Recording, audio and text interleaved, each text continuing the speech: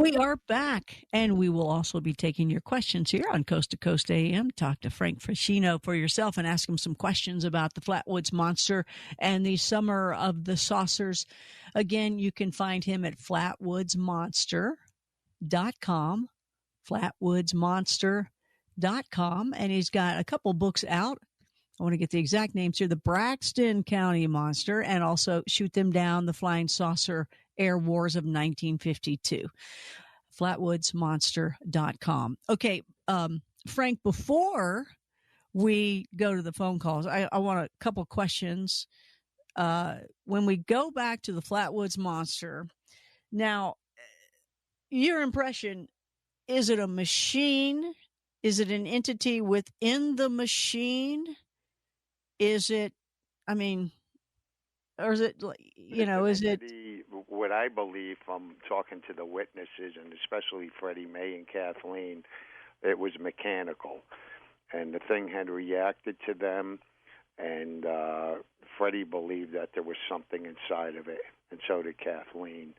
But what really hammered that point home was a little-known story that took on the following night, and it involved a fellow called George Snatowski, and he lived in New York, and he had went to Ohio with his wife, and they were driving back through Braxton County on the way to go home, and they took a scenic route going through the mountains. Well, they were going through Frametown.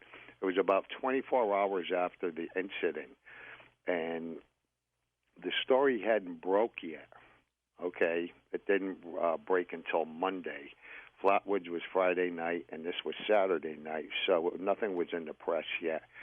All that was reported the day after the Flatwoods thing was all of these meteors, UFO saucers, and things flying all across, up and down the eastern seaboard. Flatwoods hadn't hit into its original printing. So what happened is this Snatowski is driving with his wife. They had an 18-month-old son, and their car stalled out in the middle of nowheres in Frametown. And this is in the area of James Knoll where the thing was seen crashing, and where I had pinpointed and plotted its path going through Braxton County after Mrs. May and the kids saw it at touchdown in Frametown. And George had got out of the car, and he thought the battery was dead. He lifts up the hood, and long story short, because we could do a 3-hour show on this, Connie, Yep. he started walking out in the distance, and he smelled this terrible sulfur smell, and it was like burning, like a chemical. He thought a nearby chemical plant was on fire. Or there was like this smoky stuff through the air, just like what happened the night before. He started walking out in the distance, and he saw this big UFO hovering. He said it looked like it was a phosphorus, like a luminescent oval-shaped craft sitting way out in the woods, and he started walking to it. He started getting these electrical shocks and pricklings going through his body, and he started smelling this sulfur smell like May and the kids did. And he started pushing out a little further. He's walking along the edge of the road, and now he's getting towards the woods. And his wife is back in the car with the baby, and this whole area is getting engulfed with smoke, just like the Flatwoods path up on the farm. His wife starts screaming. George had got a good gulp of this stuff, and he started vomiting and fell down to his knee. Ugh. And when he got up and turned around, his wife is screaming, "George, look behind you, watch out," stuff to that effect. And she's going hysterical, like when Fay Ray saw King Kong for the first time. This is like a terrible scene, Connie. He turns around, and he sees this thing 9 feet tall hovering towards him. It had come out from the woods, and now it's running by the side of the road. And this thing had the pipes. The lower half of it was flared out. The emissions were coming out of the bottom, except the upper half of it didn't have the suit that was seen the night before. The helmet and the outer helmet, the big black cowl ace of spades shape, was gone. the area from the shoulders where the antenna were down to the waist were gone, and it was this gigantic blackish-colored reptilian snake from the waist up. So actually, what they saw, what I interpreted this whole thing, they saw the Flatwoods Monster with the spacesuit removed. Right. This thing floated towards him, and like the same thing, Mrs. May told me it floated a foot to a foot and a half off the ground, and that's what this thing was doing. It was floating, and it was hovering towards the sky. It was a hovercraft machine. It was like a small space suit or rocket. It's hovering towards George.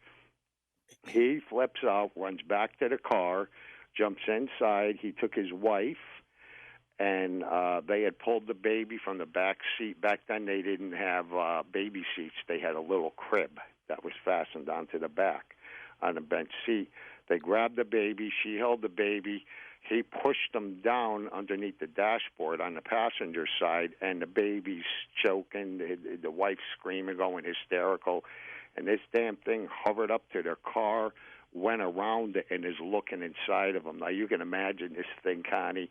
He said to me it was a good 9 feet tall.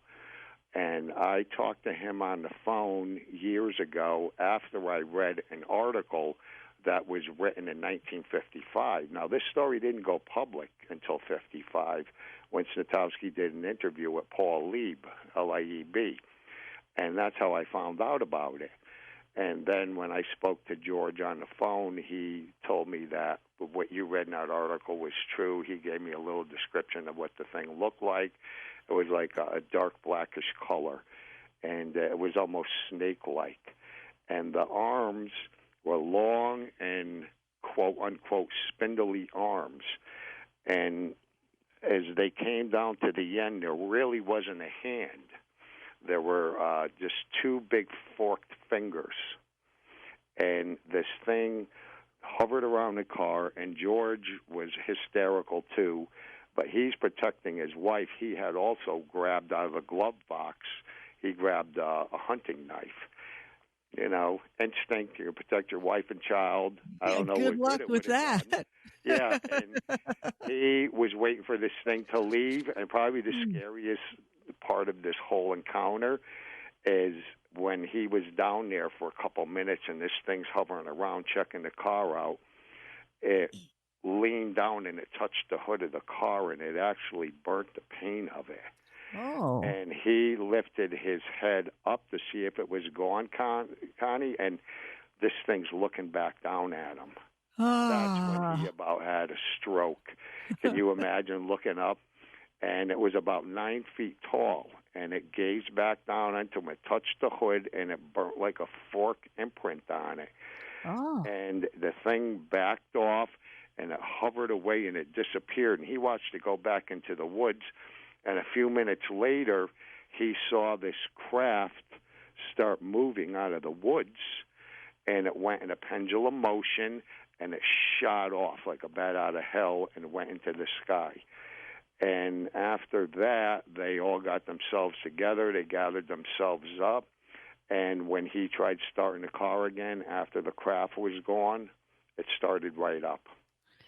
Interesting. Sounds like so many other encounters, but this one, they described everything as the people the night before. So interestingly enough, the top part being gone, and, I love seeing your illustration of, exactly what you described. Do you think now, it's just amazing that, they are using a technology where oil leaks out of it, where it's had like maybe a problem, or maybe it's not a problem. Maybe that's just what comes out of that machine. But it's interesting because it's more machine-like, it's more human-like, coming with machines. You just don't think that there's going to be smoke. What's interesting, Connie, is one of the other landing sites that was in Braxton County when Ivan Sanderson was up there.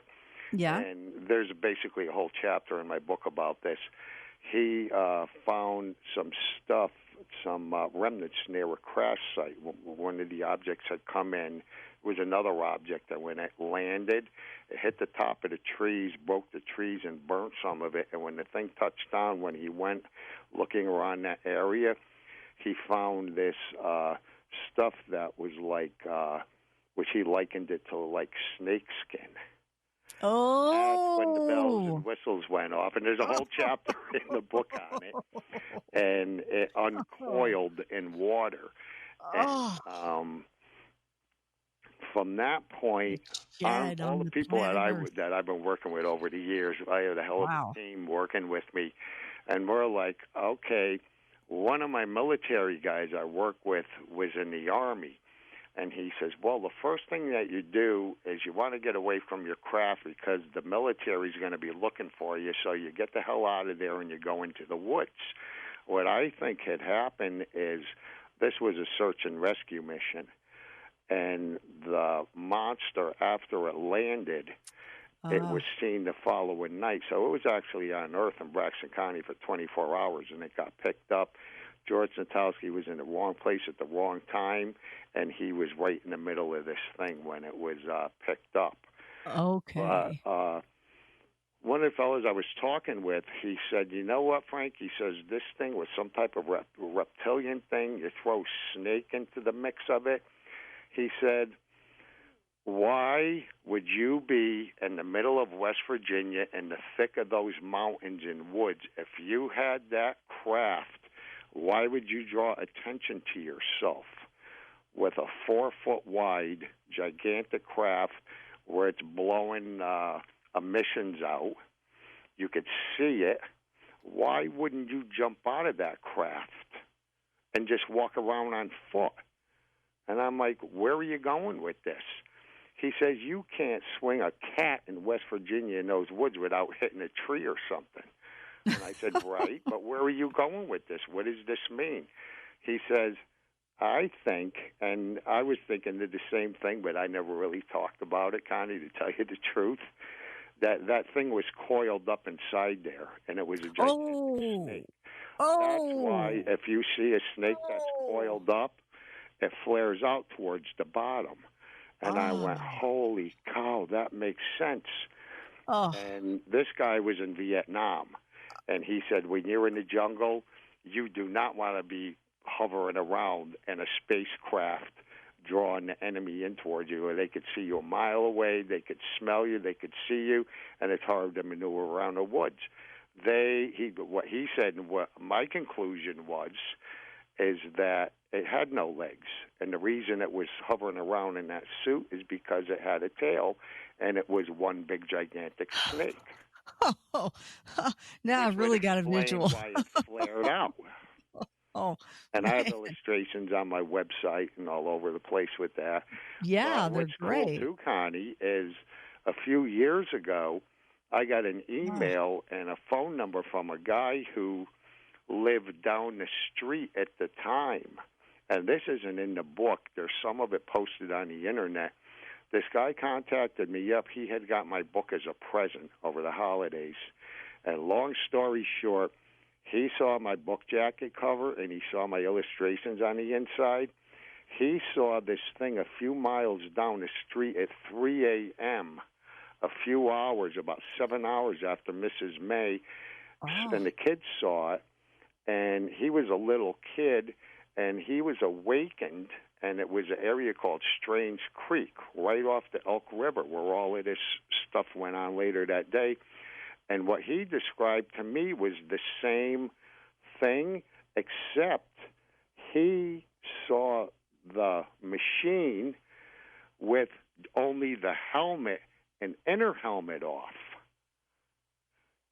When it was seen the night before with Mrs. May and the kids, it was in full gear. Right.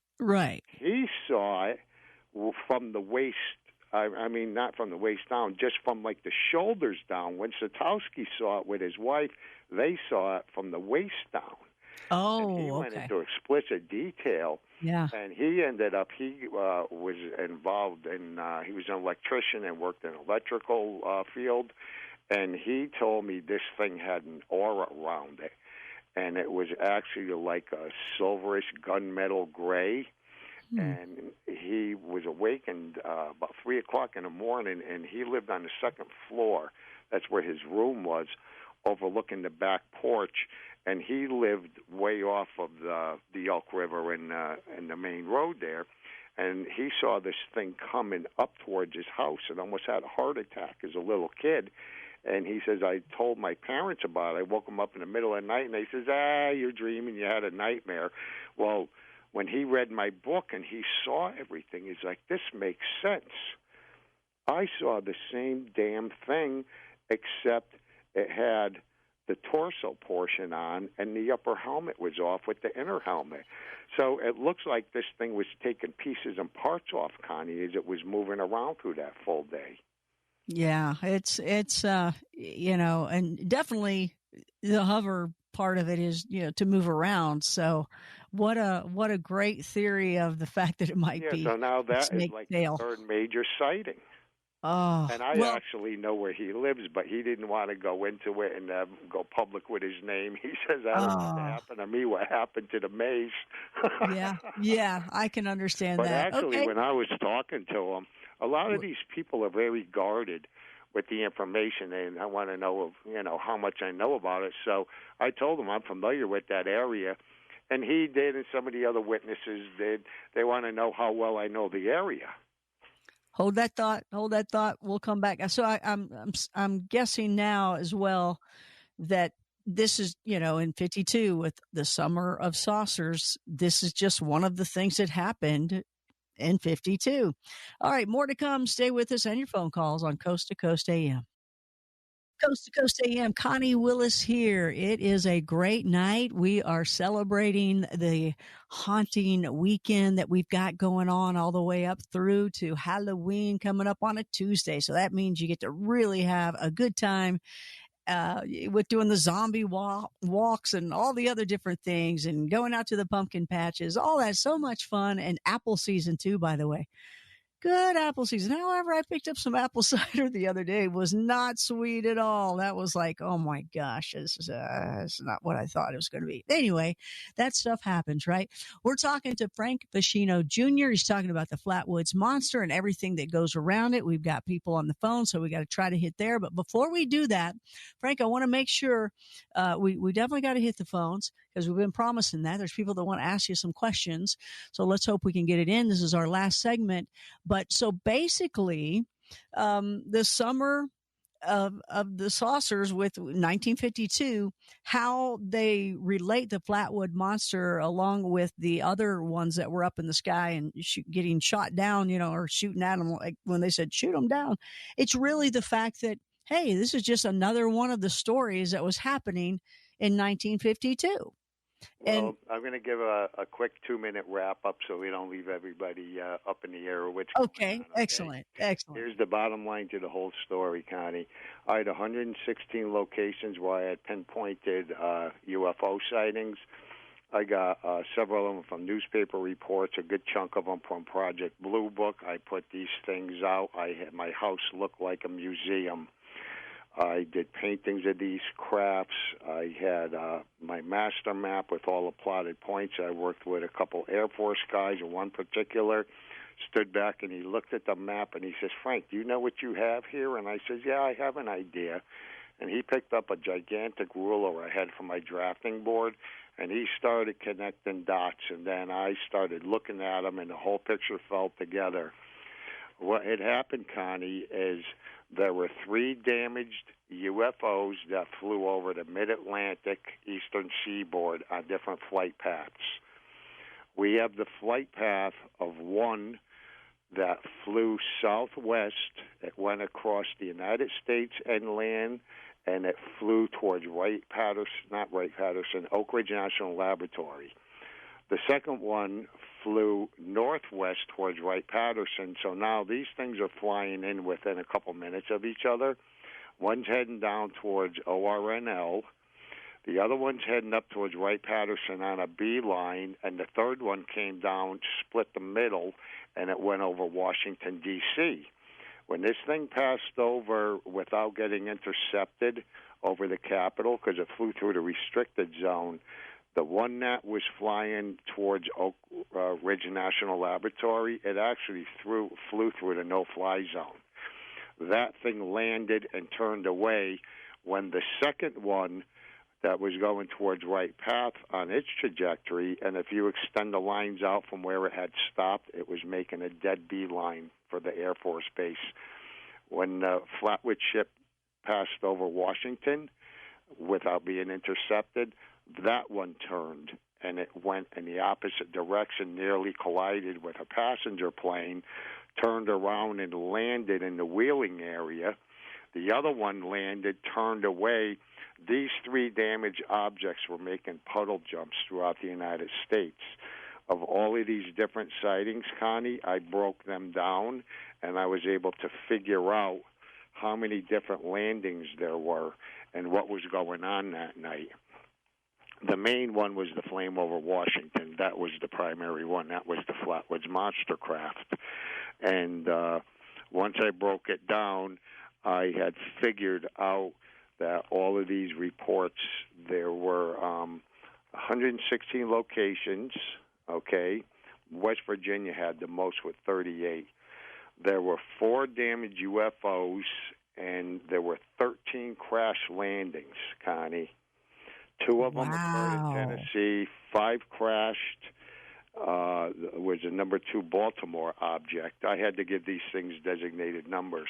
The Washington, D.C. craft crashed twice, and there was a North Carolina object that flew up from the south. That is when we were connecting the dots. It went down to Florida, and that's where we have the missing jet with John Anderson Jones Jr. and John Del Curto, the co-pilot. That's the jet that vanished into thin air that the Air Force had no reports of whatsoever, and there's a couple chapters about that we can go into. We could do a whole show on that. But anyways, besides we could talk for weeks and months. But there, on top of the 13 crash landings I have documented, and you could see it on my master map. It's all over the Internet. It's on my Facebook, which is Flatwoods Monster 1952. Okay. There were 8 other landing sites, Connie, in West Virginia, Ohio, and Pennsylvania. What happened is there was actually another so-called monster that was seen in the Wheeling area. So we have 2 different areas, and that's a whole other show in itself. So we have these things going down all over the United States. When me and my boys connected these dots and went towards the East Coast and a triangulation from the West Coast to the East, all these points intersected 90 miles off the coast. And that is the point where the origin is.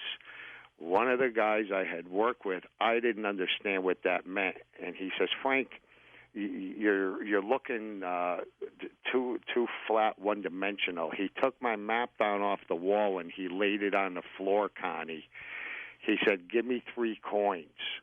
And he held 3 coins up over the map, which is laying down on the floor, and he dropped them 1, 2, 3, and they all landed at that point.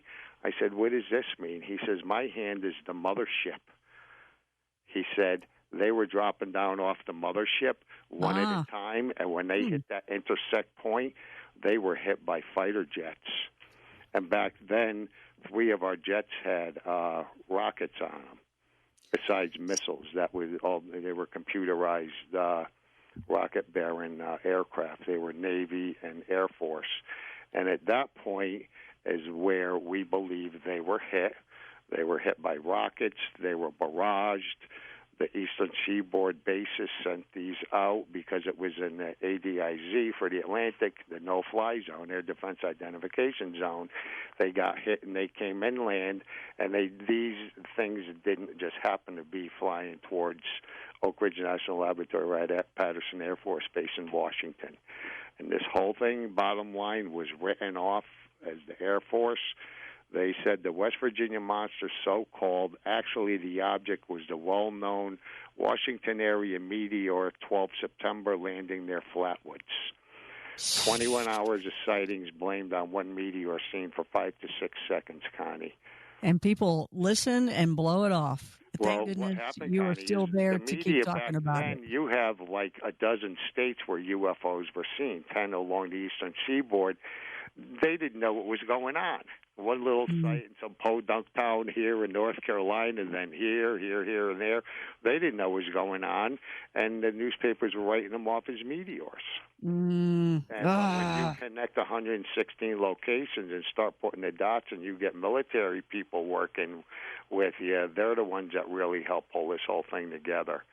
And one guy even said to me, he says, "Wow, Frank," he said, "their strategy is like ours, or ours is like theirs," because they actually went into Flatwoods looking for this thing, and what the original investigators couldn't figure out, there were so many different shaped crafts flying around Flatwoods in Braxton County, the original investigators couldn't figure out why. These people were seeing them at close range. There was a rendezvous in Flatwoods between two of the damaged crafts. They tried putting them down in the same area, and they missed the rendezvous. And that's why these people are reporting. One was a cigar-shaped object, one was the egg-shaped one, then there was a round one, and they couldn't pinpoint that. Well, I backtracked, and I found all of these descriptions of these same objects in Project Blue Book, and the sightings were over the Washington area. What they did, Connie, is they came inland, and they went searching for these things.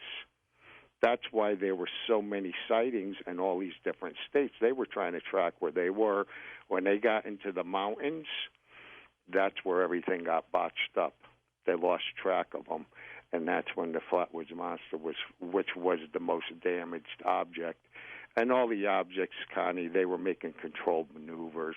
They had pieces flying off of them. They were in flames, chunks. They were exploding, making weird noises. They were crash landing, lifting up, taking off again.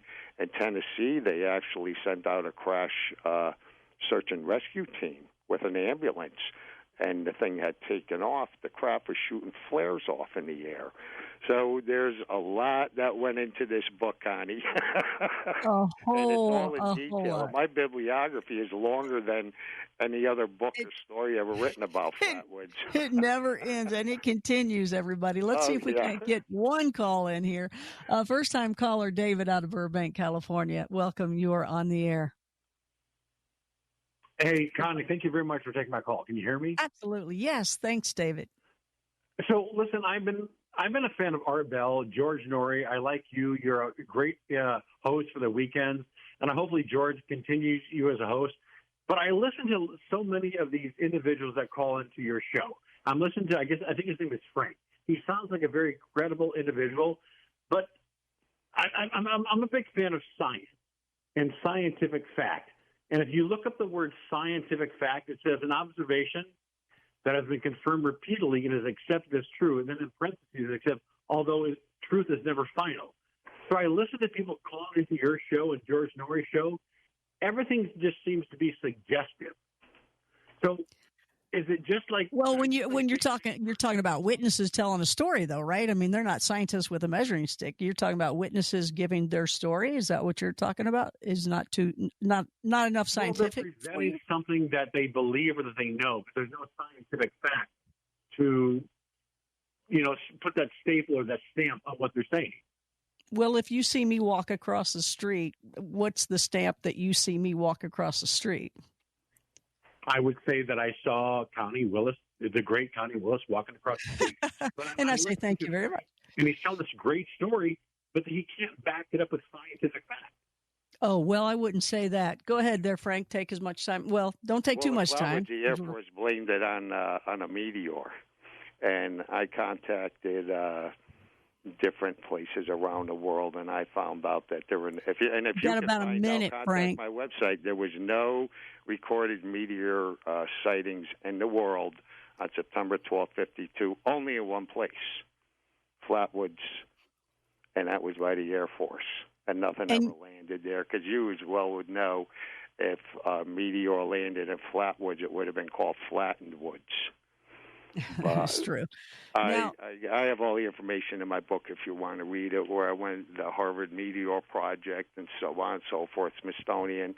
There were no meteors on September 12th, yet there's 21 hours of sustained sightings over the United States. They got. If anybody can find out any more information about this phantom meteor, just contact me on my website. The other thing, too, though, that we didn't get into because, I mean, the story just continues. You just have so much information. You've got letters and handwritten letters and signed stuff. There's no way we could touch the surface of the information he has. So definitely go get his information. Well, a few years ago, I read did, I think it was a 15-hour show. But I did a week straight of 3-hour interviews every night. you'll do that on Blue Rock Talk as well in my podcast. You'll do that too. It'll be great. So, but also too, like even with the tree, you went back later where that tree was. You just didn't. You discussed the story because I'm like, give me the story. You didn't get into what he's looking for. And David, I totally respect you on that. I get it. A lot of this stuff though. Witnesses, you know, the last thing you're doing is, oh, let me go get that oil that fell out or this or that. But you went back later, Frank, and there were things on that tree that had proof that there was burn marks or radiation or something as well. I mean, you went back and disintegrated, Connie. The picture of me online, that was taken in the 90s. Oh, I remember that picture. That tree over the years, Connie, and I have documentation from the tree when it was full size back in the 50s. Then I have photographs of Ray Barker and Sanderson from the museum from the 60s, 70s, 80s, all the way up. And it's just a pile of sawdust now. Well, that tree is just basically disintegrated in pieces over the years. Back me up, yes or no. David can check out your books, and he can read more of what you have as what he's looking for scientifically, because I know you did that.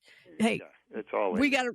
Okay, so we got to run, Frank. Thanks so much. Okay, happy Halloween. Happy Willis Wayne. We'll talk to you. We'll have him on my show, too, in the future. All right, you guys, thanks so much. Great night with Mr. Sam Sheeran before Frank Feschino Jr. And, hey, thank you guys for being here and being a part of Willis Wayne with me. I totally appreciate it. Hey, write in.